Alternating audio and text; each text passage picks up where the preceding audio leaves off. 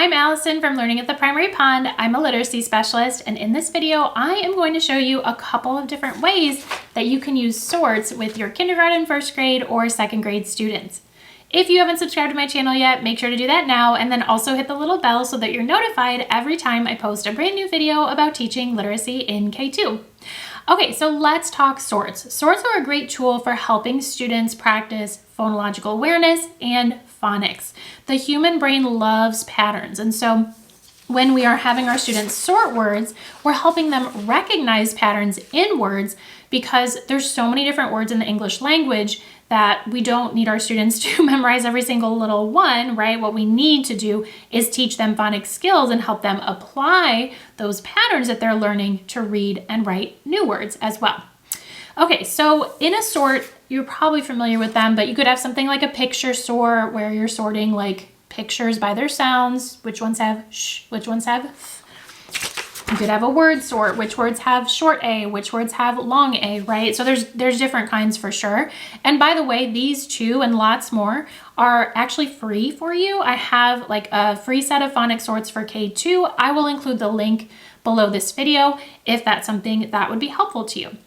Question for you, what is something, if you use sorts, what is something that you like about using sorts that you found to be helpful? So like, do you feel like your students get good results with them, or do students have fun doing different types of sorts? So let me know something that you like about sorts in the comments.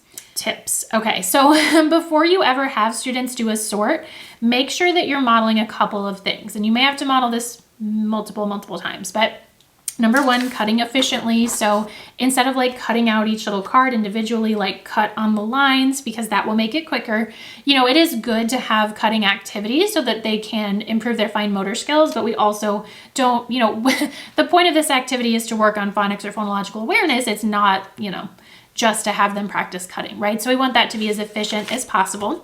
You want to talk about using the appropriate amount of glue when they're gluing words down. We're not squeezing half the bottle out, right? I do personally like using glue sticks, but even with that, talking about like, you know, we don't just need one dab, we need to like, you know, kind of cover it, but not go crazy. So talking about glue.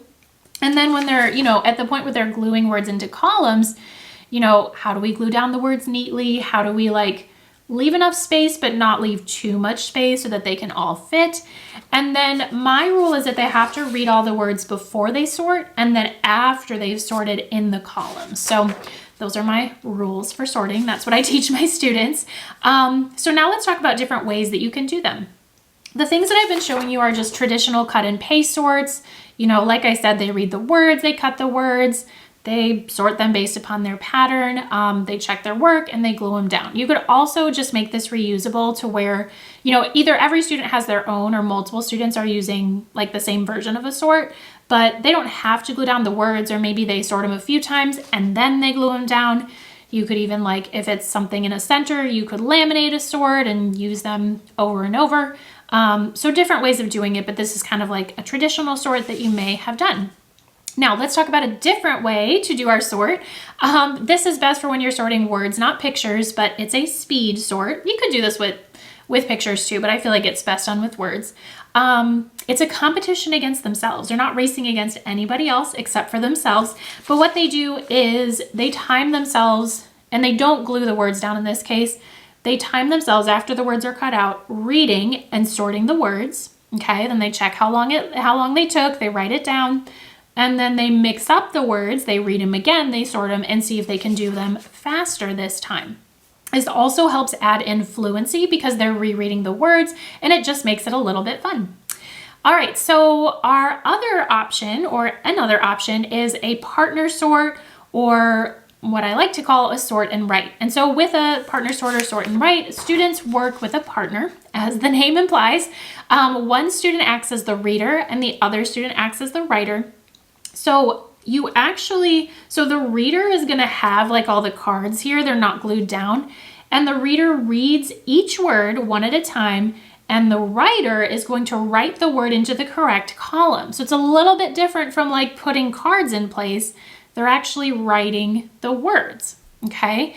And then, you know, maybe the reader does half the words and they switch roles, and then the other player or the other student is reading the words and the other student and the original reader is writing the words. You get what I mean?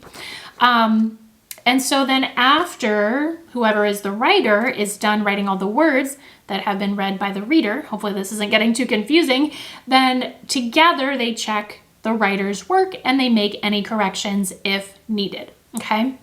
This can also be done in a whole group setting, and sometimes I do this where I am the reader and the kids are writing the words into like 2 different columns, like it might be short A words or long A words.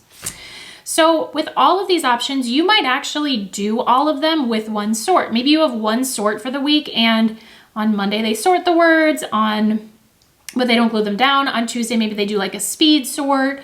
On Thursday, maybe you do like the write-in sort, or however you want to do it. Again, I have free sorts for you, and I will include a link for those along with this video. Hope this was helpful for some ideas with sorts. Thanks so much for watching. Don't forget to hit the like button, subscribe, and I will see you in my next video.